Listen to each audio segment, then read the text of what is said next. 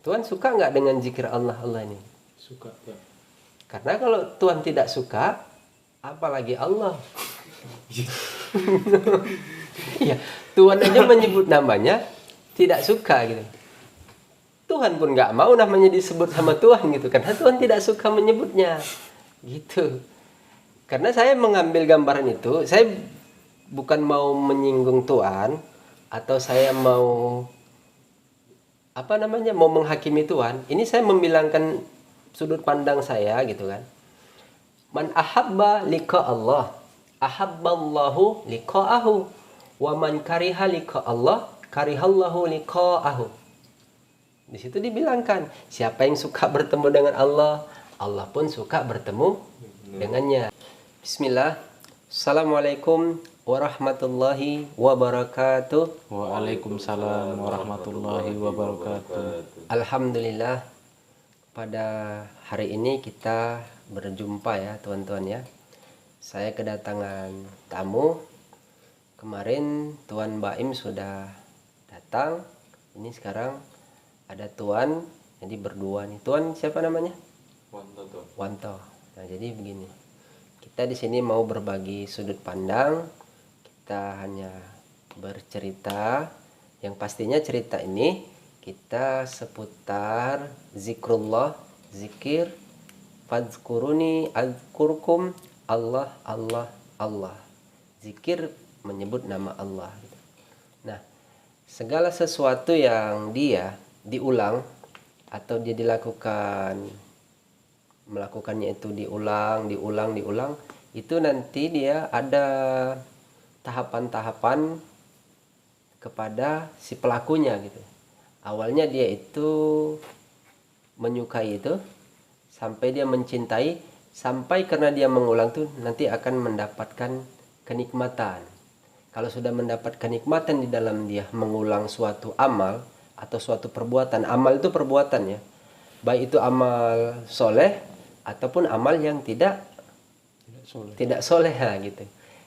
Jadi wajar kalau orang melakukan sesuatu hal itu dalam perbuatan keseharian manusia itu, atau seorang hamba lah bilang, dia mengulang-ulang perbuatan baik atau perbuatan buruk namanya. Karena di situ ada kenikmatan yang didapatkan. Nah, biasanya kalau sudah mendapatkan kenikmatan yang dilakukan itu pasti dia orangnya akan mendapati rasa senang di dalam dirinya. Namanya udah nikmat pasti dia senang gitu. Itulah alasannya dia mengulang-ulang itu. Karena rasa senangnya, bahagianya dia itu melakukan itu. Sebagaimana dalam penggambaran perbuatan ya. Di situ ada dalam penggambaran hadis dikatakan yang berkaitan dengan Allah gitu kan. Man ahabba liqa Allah, ahabballahu liqa'ahu. Wa man kariha liqa Allah, karihallahu liqa'ahu. Yang diriwayatkan oleh Imam Bukhari dan Imam Muslim. Nah, di sini diambil dari Sayyidah Aisyah, pernah juga meriwayatkan hadis ini, juga sahabat-sahabat yang lain gitu. Ada beberapa konteks yang dia serupa kalimatnya tentang senangnya ketika menjumpai Allah. Kata menjumpai ini kan suatu perbuatan gitu. Anggaplah misalnya diambil dari dia perbuatannya melakukan peribadatannya, misalnya amalnya sholat, atau dia membaca Al-Quran gitu, atau dia berhaji, labbaik Allahumma labbaik, itu kan undangan, telah menghadiri undangan Allah itu, sehingga dia melakukannya itu senang, Allah pun senang kepadanya. Namun apabila dia tidak senang, maka Allah pun juga tidak senang kepadanya. Maka dalam penggambaran makna hadis tadi, man ahabba liqa Allah, ahabballahu liqa'ahu. Siapa orang yang suka bertemu dengan Allah, maka Allah pun suka bertemu dengannya. Tapi di situ ada lawan dari kata suka tadi. Jadi itu wa man kariha liqa Allah, karihallahu liqa'ahu. Siapa orang yang tidak suka bertemu dengan Allah, maka Allah pun tidak suka bertemu dengannya. Maka dikaitkanlah itu dengan suatu perbuatan yang dia diulang-ulang. Itu semua yang dilakukan peribadatan seperti sholat, zakat, puasa, haji, bahkan berjihad, itu kan semua berkaitan dengan namanya alasannya, sandarannya untuk Allah gitu kan. Nah, maka zikrullah itu juga suatu hal yang dia disamakan karena perbuatan itu diulang-ulang. Apa bukti dia diulang-ulang? Gitu. Apa buktinya dia diulang-ulang? Karena menyebutnya itu lebih dari satu kali. Maka kata itu ada kata banyak. Banyak itu kan pasti diulang gitu. Atau mengatakan wasabbihu bukrata wa asila. Artinya kita bertasbih di waktu pagi dan petang. Artinya di situ mengulang juga. Karena habis datang petang pasti datang pagi lagi. Setelah pagi petang lagi, dan begitulah semua putaran waktu itu. Makanya kita disuruh mengulang-ulang seperti sholat, mengulanginya 5 waktu sehari, itu yang wajib, belum lagi yang sunnah-sunnahnya. Seperti berhaji, haji boleh melakukannya berulang kali, bahkan umroh gitu kan. Atau dia berpuasa, atau dia zakat, membayar zakat, atau dia jihad fisabilillah gitu. Nah, ada yang dia suatu amalan itu bisa menjadi lebih utama gitu. Cuman keutamaan itu ada bila mana bertemu waktu dan tempatnya. Cuman di sini yang kita bahas secara garis besar seperti perbuatan amal ibadah sholat. Setiap-tiap ibadah katanya itu amal itu ada rukunnya. Kalau katanya sudah ada rukunnya, pasti ada syarat yang mengesahkan itu. Di situ kita harus mengetahui itu secara hukum fikih lah membahasnya itu. Makanya seperti sholat, ada nggak rukun sholat? Ada. Berwudu, kita sebelum sholat itu ada rukun wudu itu. Mau menikah misalnya, rukun nikah itu juga ada gitu. Di dalam Islam juga ada rukunnya. Apabila satu tidak ada dari rukun yang disebutkan jumlahnya, maka gugurlah dia. Tidak bisa dikatakan dia itu menjadi suatu perbuatan yang disahkan secara rukunnya gitu. Karena setiap peribadatan yang mau dilakukan itu ada rukunnya gitu. Nah, perkaranya sholat, haji. Kenapa ada penggambaran dalam penggambaran hadis dikatakan di situ ketika Nabi menjelaskan amalan yang paling utama itu adalah zikrullah katanya. Apakah zikrullah ini seperti ibadah-ibadah lainnya? Sehingga ibadah itu kan ada rukunnya. Nah, kita tidak menyamakan atau kita tidak membandingkan, ini sudah ada ranah-ranah hukum yang sudah diatur oleh baginda Nabi Allah Muhammad SAW yang dilakukan oleh para sahabatnya, dan itu tertulis atau termaktub di dalam kitab-kitab ulama-ulama yang masyhur yang bisa diikuti gitu. Nah, perkaranya itu kan belum ada gitu. Tapi keutamaan ini termaktub di dalam sebuah penggambaran hadis. Bahwa zikrullah itu lebih utama dari sholat, lebih utama dari zakat, lebih utama dari haji, bahkan lebih utama dari jihad gitu. Nah, itu penggambaran hadis. Apakah ada dalil secara penggambaran ayat Al-Quran mengatakan zikrullah itu lebih utama dari itu? Ada juga. Seperti mana nih ya? Innas sholata tanha 'anil fahsya'i wal munkar wala zikrullahi akbar wallahu ya'lamu ma tasnaun. Nah, di situ ada wallahu ya'lamu ma tasnaun. Jadi sesungguhnya sholat dapat mencegah perbuatan keji dan mungkar. Adapun perkara yang paling besar, berzikir menyebut nama Allah. Wallahu ya'lamu ma tasnaun. Sesungguhnya Allah yang mengetahui tentang maksud itu. Artinya hanya Allah yang tahu sebagaimana ukurannya. Nah, sekarang perkaranya zikrullah ini, zikir menyebut nama Allah ini, dia kapan dia adanya? Gitu pertanyaannya. Kenapa dia menjadi suatu keutamaan? Tuh, pertanyaannya seperti itu. Dan kita tidak bisa menentukan sesuatu hal yang orang lakukan tentang baik buruknya, tentang amal ibadah seseorang itu. Tidak bisa. Kenapa? Karena di situ dalam perjalanan kenabian, dalam perjalanan kewalian, sampai di zaman akhir sekarang ini, dalam perjalanan, bilanglah pemimpin zaman akhir yang diketahui itu yang membawanya nanti Imam Mahdi gitu kan. Dalam perjalanan kenabian di awal, cerita nabi-nabi di awal, itu kan nabi yang membawa kisah garis besar kenabian itu. Ya ambillah misalnya cerita dari Nabi Adam sampai Nabi Muhammad Sallallahu Alaihi Wasallam, itu diberilah suatu gambaran perjalanan cerita. Judul besarnya cerita Nabi Muhammad Sallallahu Alaihi Wasallam. Orang yang mengikut kepada baginda Nabi Allah Muhammad Sallallahu Alaihi Wasallam itu sesungguhnya mereka juga membuat cerita di situ. Apa ceritanya? Cerita tentang sejarah dirinya sendiri. Disitulah alasannya kenapa seseorang itu terhadap seseorang yang lain tidak bisa menentukan tentang perbuatan baik dan buruknya seseorang itu.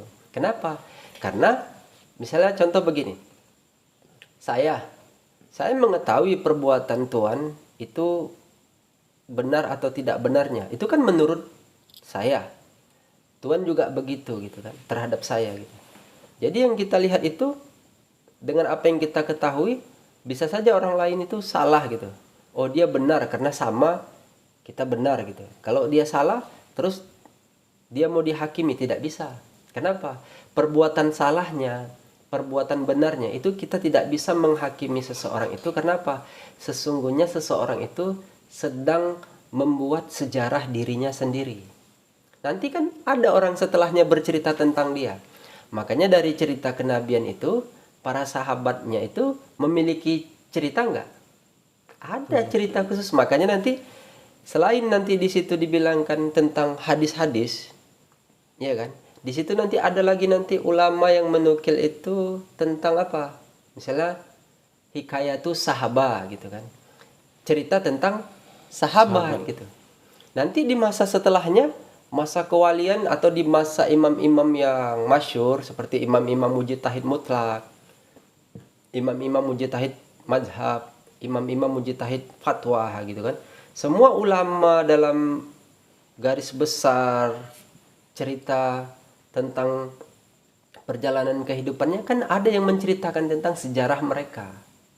Nah, cerita sejarah ini itu diketahui setelah berjalan, betul ya? Ya, Tuhan. Tapi zikrullah ini tidak.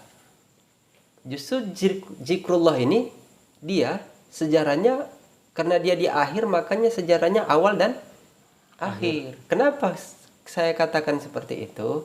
Karena sebelum pelakunya ada, zikrullah ini dia sudah diceritakan Nabi di awal kepada orang-orang yang bersama Nabi itu. Itu dia. Sebelum pelakunya ada, gitu, pelaku yang mengamalkan zikir menyebut nama Allah ini, dia sudah diceritakan di awal, padahal secara penjasatan dia belum ada. Kayak mana orang bisa menerimanya? Yang menerimanya itu dengan keyakinan. Keyakinan itu didapat ya berdasarkan dari cerita sejarah di awal juga. Contohnya saya membilangkan ini begini. Qala Rasulullah gitu kan. Sabaqal mufarridun. Kan ditanya itu, kaum mufarridun telah mendahului kita. Berarti kaum mufarridun ini sudah diceritakan Nabi di awal kepada para sahabatnya tentang keberadaan kaum ini. Sehingga sahabat kan bertanya, "Wa mal mufarriduna ya Rasulullah?" Qala adzakirunallaha katsiran wa dzakirat. Mereka ini adalah laki-laki dan perempuan yang banyak berzikir menyebut nama Allah, Allah, Allah. Nah, begitu. Artinya apa? Artinya mereka ini adanya sudah diceritakan sejarahnya di kemudian hari oleh baginda Nabi Allah Muhammad Sallallahu Alaihi Wasallam gitu. Berarti secara garis lurusnya ini masih bersambung dia cerita itu. Kita ambillah yang paling, makanya bilang cerita Allah itu awal dan akhir. Ceritanya itu begitu. Kenapa yang disebut masih nama Allah? Nah, adapun keutamaannya itu tadi, gitu kan? Kenapa dibilang zikrullah ini lebih utama? Karena di awal Nabi mengatakan kaum Mufaridun telah mendahului kita. Jadi ada pertanyaan di situ. Apa pertanyaannya? Mereka mendahului apa? Kata kita itu kan Nabi yang berbicara. Kita itu Nabi dan para sahabatnya gitu yang mendengarkan. Secara dialog di situ sahabat bertanya, "Ya Rasulullah, mereka mendahului apa dari kita?" gitu. Sehingga Rasulullah menjawab, "Mereka duluan masuk surga." Gitu. Sehingga ada sahabat lagi yang bertanya, "Ya Rasulullah, apa boleh kami mengikut kaum itu?" Rasulullah menjawab, "Tidak." Apa kata Rasulullah? "Kau ikut denganku." Gitu. Artinya sahabat itu dia ikut dengan Rasulullah, dengan Nabi. Tapi Rasulullah mewasiatkan atau menyuruh kepada sahabat itu berdoa saja anak cucu kalian nanti mengikut kaum itu. Berarti kan kaum ini ada yang membawa kaum itu tadi. Gitu. Itulah diyakinilah bahwa karena zikrullah berzikir menyebut nama Allah itu dikaitkan dengan cerita zaman akhir yang dalam penggambaran hadis itu la taqumus sa'ah hatta la yuqalu fil ardi Allah, maka dapatlah diketahui bahwa pemimpinnya pasti pemimpin zaman akhir itu. Karena tanda-tandanya itu sudah mengarah kepada itu. Tapi di sini kita hanya bercerita. Tapi cerita ini sesuai dengan apa yang sudah dijalani. Tuan-tuan berzikir menyebut nama Allah. Berzikir. Pasti ada alasannya tuan-tuan melakukan itu gitu. Apa alasannya? Apakah semua yang terjadi di muka bumi ini kebetulan? Tidak. Kalau saya bilang itu semua ada ketetapan dari Tuhan. Nah, seperti itu. Nah, dalam penggambarannya di situ laki-laki dan perempuan yang berzikir menyebut nama Allah. Azzakirunallaha katsiran wa zakirat. Apakah hadisnya ini bahwa laki-laki dan perempuan itu yang berzikir menyebut nama Allah itu mereka ini dalam suatu kaum, mereka ini dalam penggambaran ayat, mereka inilah orang yang beriman. Jadi biasanya itu ya, kalau ada hadis, ada ayat. Karena yang menafsir tentang keadaan suatu Quran itu nanti dari hadis-hadis itulah diketahui gitu.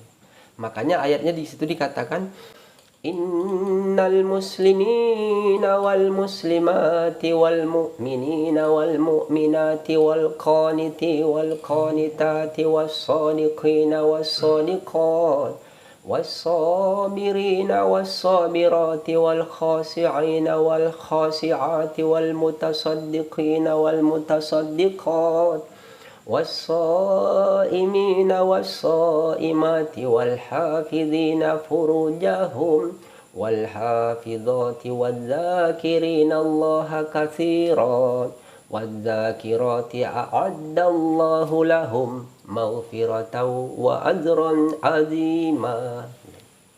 Jadi dalam penggambaran ayat itu, jadi mereka ini orang yang Islam, mereka ini orang yang beriman, laki-laki dan perempuan. Dan semua amalan-amalan yang dilakukan oleh para nabi dan para sahabatnya di akhir, mereka menutupnya dengan berzikir menyebut nama Allah. Allah banyak-banyak. Maka di situ mereka mendapat ampunan dan pahala yang azim, yang besar gitu. Makanya wajar mereka itu dimenangkan. Nah gitu, timbul pertanyaan. Kita yang berzikir menyebut nama Allah ini, apakah sudah termaksud dalam cerita itu?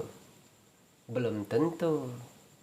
Karena yang menentukan itu pasti junjungan yang membawa cerita itu.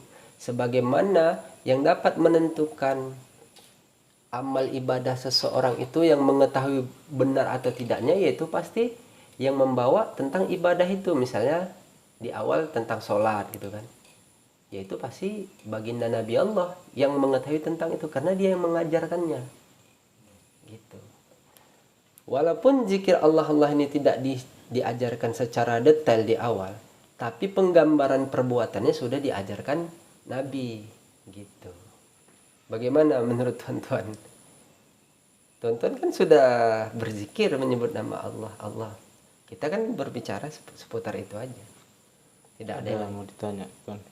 Ya, silakan. Jadi Tuan, itu kan tadi Tuan, ini kita balik ke cerita rukun yang Tuan ceritakan, rukun-rukun. Iya. Setiap Ibadah. suatu ibadah itu ada rukun-rukunnya. Iya. Jadi yang menyusun rukun itu apakah dari Nabi, apakah setelah Nabi, apa para ulama, apa para sahabat, gimana Tuan? Ya, jadi gini. Itu kan namanya usul fikih ya, atau dia secara apa, hukum fikih atau ilmu fikih yang mengatur itu. Yang lahirnya ilmu ini kan dia setelah masa kenabian gitu. Artinya tetap itu diambil dari penetapan yang sudah ada termaktub di dalam perintah Quran dan hadis. Nah, kalau untuk ilmunya gitu kan, itu ulama itu yang tahu tentang itu gitu. Makanya contoh gini, di kitab, kita ambil kitab yang paling sederhana ya tentang pertanyaan rukun tadi ya.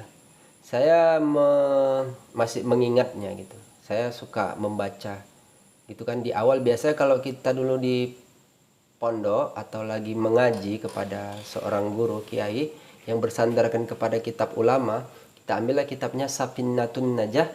Di situ diterangkan di situ tentang rukun, arkanul islami khamsatun, syahadatu alla ilaha illallah wa anna muhammad rasulullah, wa iqamus shalah wa itauz zakah wa saumu ramadan wa hijjul baiti man istata'a ilaihi sabila. Nah, di situ termaktub di kitab itu secara matannya tertulis seperti itu. Itu mengambil rujukannya dari hadis.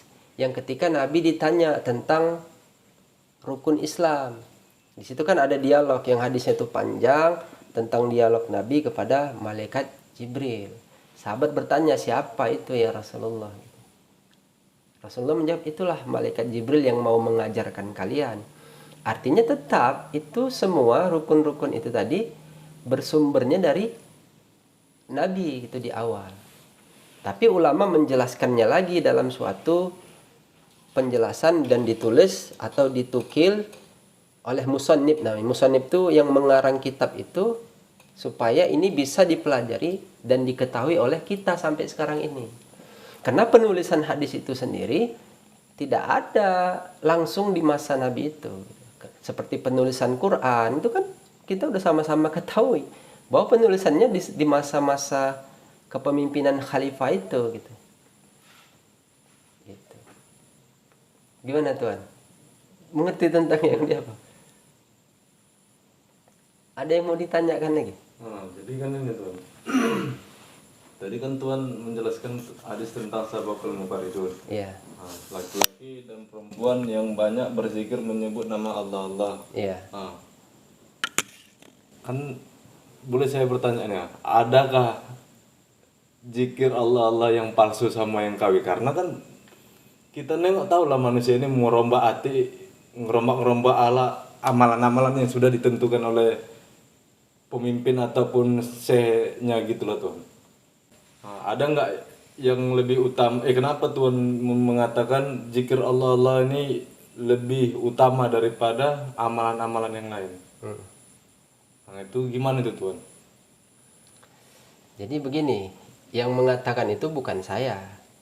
Saya kan tadi menjelaskan tentang ada penggambaran sebuah hadis dalam maknanya itu bahwa zikrullah itu lebih utama dari sholat, lebih utama dari zakat, lebih utama dari jihad bahkan ya kan. Nah, dan di dalam penggambaran ayat juga dikatakan di situ Inna sholata tanha anil fahsya'i wal munkar wala zikrullahi akbar. Adapun perkara yang besar itu adalah berzikir, menyebut nama Allah. Yang mengetahui tentang keutamaan itu pastilah yang memiliki ibadat itu tadi atau amalan itu tadi gitu. Nah, jadi sebetulnya arah pertanyaan Tuan itu dia menjadi lebih utama. Tadi kan saya menjelaskan bahwa ibadah itu ada rukunnya gitu. Nah, zikrullah yang dimaksud ini yang seperti apa gitu. Kalau kita mengada-adakan di dalam sebuah amal atau perbuatan ibadah yang sudah ditetapkan rukunnya gitu, itulah kita namanya merubah. Kalau dalam bahasa apa itu namanya bid'ah gitu, mengada-adakan yang tidak ada atau mengurang-urangi yang seharusnya gitu. Nah, kalau menurut sudut pandang saya, zikrullah itu juga seperti itu. Kenapa? Kan dia sudah termaktub di dalam cerita penggambaran yang dikatakan Nabi. Mungkin maksud Tuhan itu kan banyak yang berzikir menyebut nama Allah ini gitu kan. Yeah. Yang mana gitu? Yang dimaksud tentang cerita di awal itu gitu. Nah, kalau itu sudah pasti yang mengetahui itu pemimpin zikir Allahnya ini sendiri. Karena setiap amal atau perbuatan yang dia sudah ditetapkan itu pasti ada dia kafiat namanya atau urutan atau cara mengerjakannya gitu. Jadi sama seperti tuan-tuan misalnya kan. Tuan beramal zikrullah itu kan udah saya bilang fadzkuruni azkurkum Allah.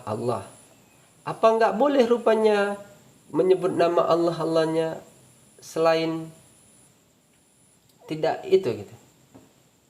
Kalau ditanya kepada orang yang tidak fadzkuruni azkurkum Allah, pasti dia bilang boleh. Kan gitu. Tapi kalau dikembalikan kepada penyamaan ketentuan yang membawanya gitu. Tuhan misalnya fadzkuruni azkurukum, Tuhan jangan merubah atau menambah atau mengurangi amalan itu gitu. Itu yang saya ketahui gitu.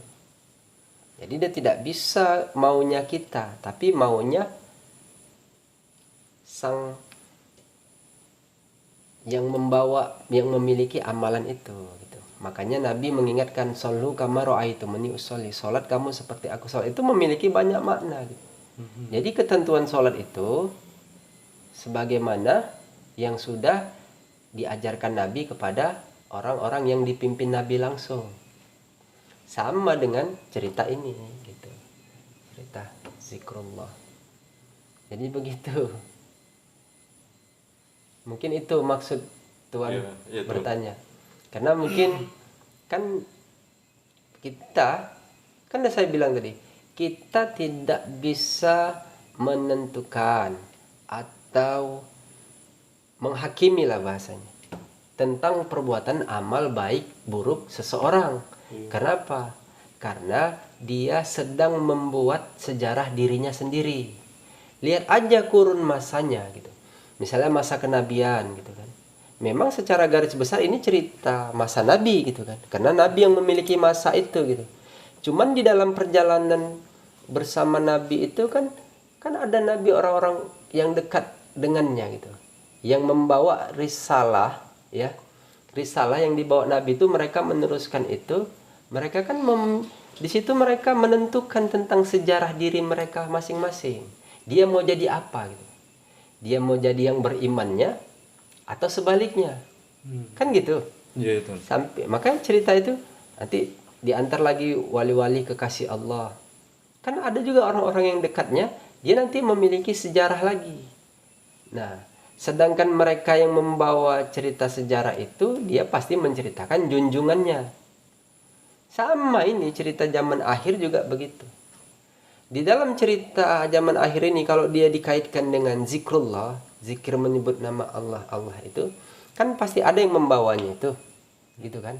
Tuhan di situ meyakini dengan amalan yang Tuhan amalkan. Tuhan sebetulnya sedang membuat sejarah diri Tuhan sendiri. Di dalam cerita yang memiliki masa itu gitu. Artinya kalau digambarkan begini, kalaulah ada perjalanan, itulah dibilang tarekat bilangnya. Tarekat itu kan jalan. Iya. Nah, di dalam jalan itu kan ada perjalanan di masa-masa itu berlakunya gitu. Jadi orang yang bertarekat ke situ tuh artinya mereka seperti menaiki sebuah kapal yang dibawa kapalnya itu oleh misalnya baginda Nabi Allah gitu. Nah, di dalam kapal itu kan mereka memiliki cerita pribadi masing-masing gitu. Iya. Makanya nanti ada contohnya, ada hikayat itu sahabat kan diceritakan dia gitu. Banyak kisah itu. Nah, di cerita ini juga sama, makanya itu dalam penggambaran hadis itu dikatakan mereka laki-laki dan perempuan. Berarti kan ini suatu suatu kumpulan, kelompok gitu kan. Jadi makanya saya cerita kemarin di awal ada sama Tuan Marwanin bahwa Nabi, para wali dan pemimpin zaman akhir ini membawa tarekatnya masing-masing. Siapa yang mau bertarekat kepada Nabi? Ya pasti orang yang meyakini Nabi itu. Siapa yang mau bertarekat kepada wali-wali Allah itu? Berarti orang yang meyakininya.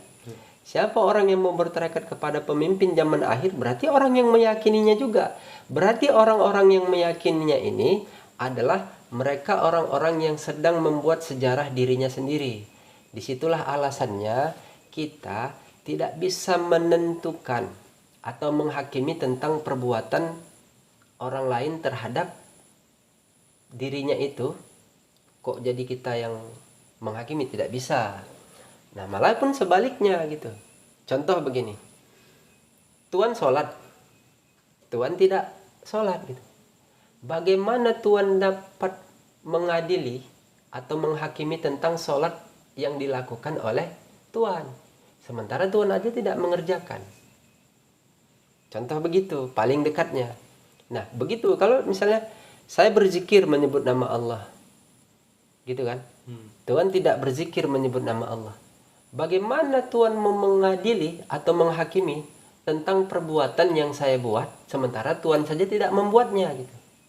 Itu logika yang secara rasio masuk akal gitu.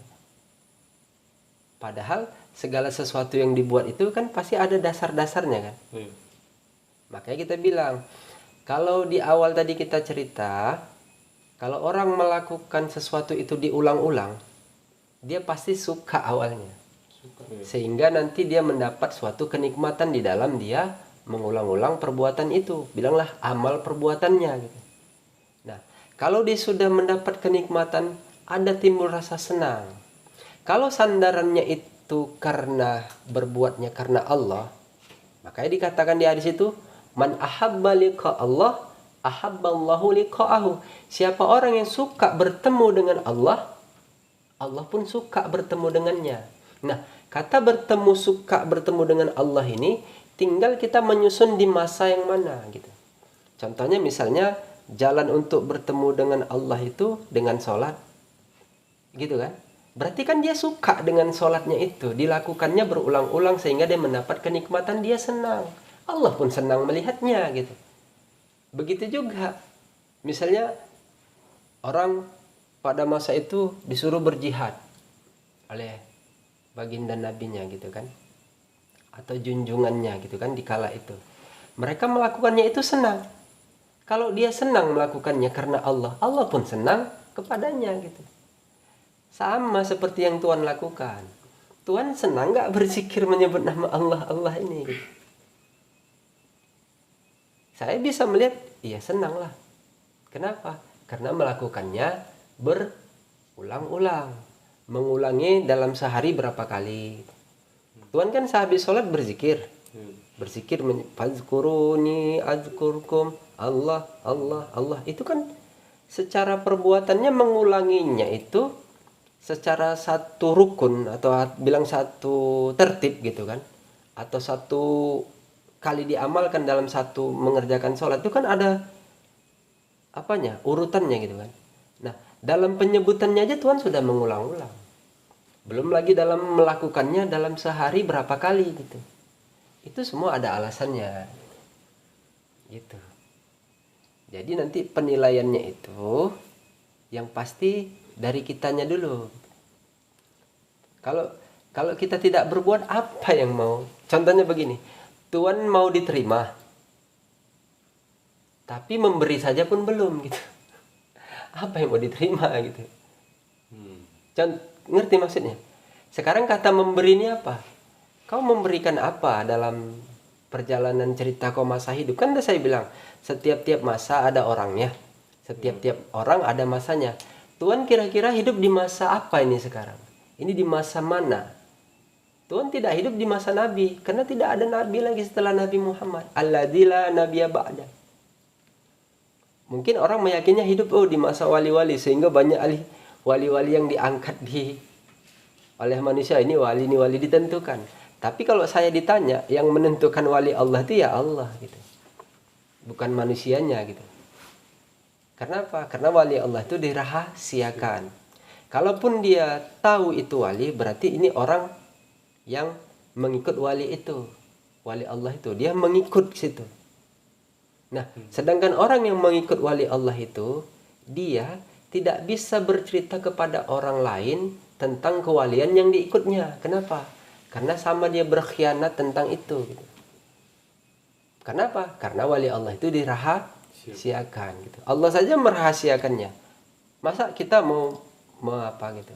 Sedangkan beda dengan Nabi. Ya. Jadi ada satu kalimat bahasa begini. Nabi Allah itu adalah Rasul Allah yang dizahirkan. Sedangkan wali kekasih Allah itu adalah seorang Rasul yang dirahasiakan. Makanya sampai sekarang orang kan masih menunggu, masih mencari tentang adanya Imam Mahdi. Itu kan gitu kan. Nah, kita tidak bisa menentukan atau kita tidak boleh juga menghakimi tentang orang lain tentang statement-statement yang dia buat gitu, yang dia ketahui pasti ada sandaran-sandarannya. Gitu dia. Gimana tuh? Lumayan jelas tuh. Ada yang mau didiskusikan lagi? Untuk sampai ini tidak ada lah Tuhan. Tidak ada. Gimana Tuhan? Oke lah. Jadi mungkin seperti itu. Jadi kesimpulannya semuanya, apa-apa yang sudah diketahui, yang sudah didapat, kerjakan. Apa-apa yang diwasiatkan, yang dilarang, tak usah dilanggar. Nah begitu. Yang dijaga itu ranah diri sendiri. Mainnya kalau bahasanya main solo aja gitu. Menjadi diri sendiri aja. Agar dia tidak mengklaim atau menghakimi tentang perbuatan orang lain. Kenapa? Kan judulnya tadi, dia sedang membuat sejarah dirinya sendiri di dalam cerita masa yang dia jalani gitu. Ya, tentukan aja masanya. Kalau di masa Nabi, ya berarti yang mengikut Nabi ya para sahabatnya. Kalau di masa kewalian, wali yang mana lah gitu, misalnya di kurun masa gitu kan. Orang yang mengikutnya dia sedang membuat sejarah dirinya sendiri. Nah begitulah sampai di pemimpin akhir zaman ini. Kita mau jadi yang mana gitu.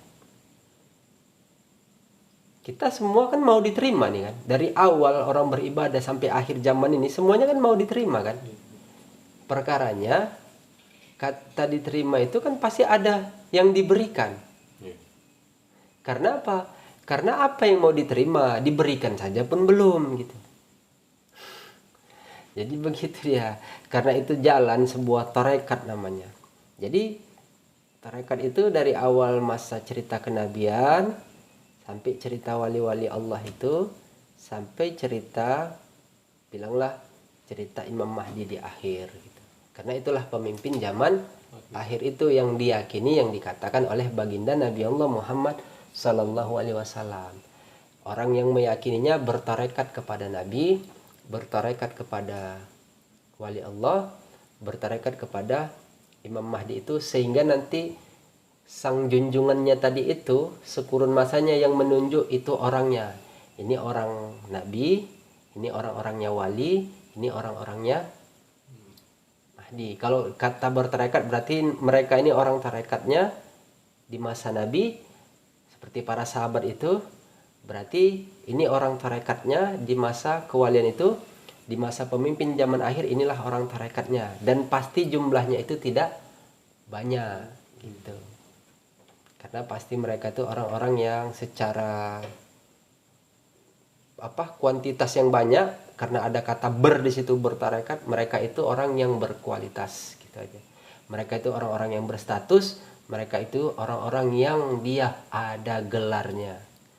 Seperti mana cerita di awal, Sayyidina Abu Bakar ada gelarnya Abu Bakar As-Siddiq, Sayyidina Umar Al-Faruq, Sayyidina Utsman Nurain, Sayyidina Ali Karamallahu Wajha. Ada nanti gelar-gelar yang lain seperti singa Allah, pedang Allah, macam lah itu. Apakah di masa wali-wali ada? Ada. Di masa zaman akhir nih ada nggak gelar-gelar seperti itu?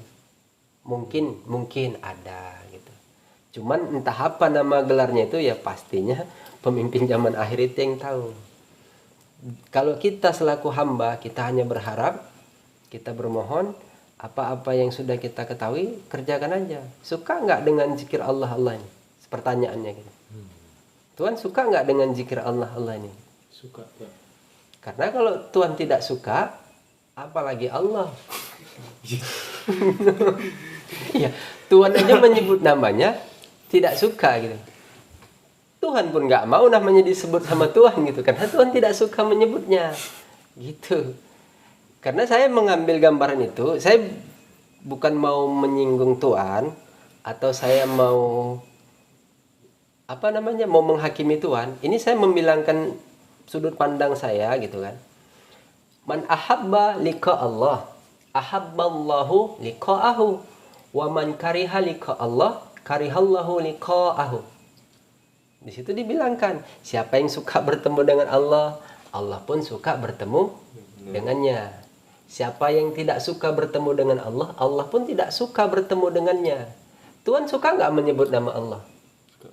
Ya itulah, fadkuruni azkurukum, Allah, Allah, Allah. Gitu kan. Allah, Allah. Suka. Karena sukanya itulah mungkin. Kan itu sudah dibuat, artinya sudah diberikan tanda suka itu. Ya syukur-syukur diterima. Ini semua mau diterima, diberikan aja belum. Gitu. Itu kalau penggambarannya dengan sebutan.